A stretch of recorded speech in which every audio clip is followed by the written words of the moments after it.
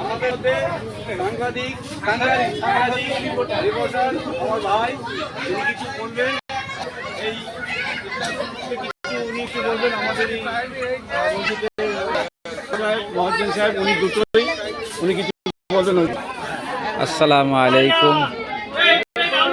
সবাই দেখছেন তেঘরিয়া জামে নূর মসজিদের প্রত্যেক বছরে আমাদের মসজিদের 3 তলা ছাদের উপরে ইফতার দেওয়া হতো। আজকে লোকের চাপের জন্য লোক বেশি হওয়ার কারণে কমিটির ভাইরা নিচে প্যান্ডেল খাটিয়ে ইফতার বন্ধ ব্যবস্থা করেছেন।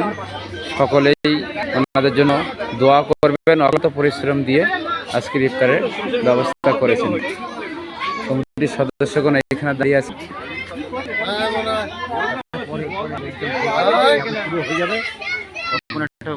নিয়ে এসেছি।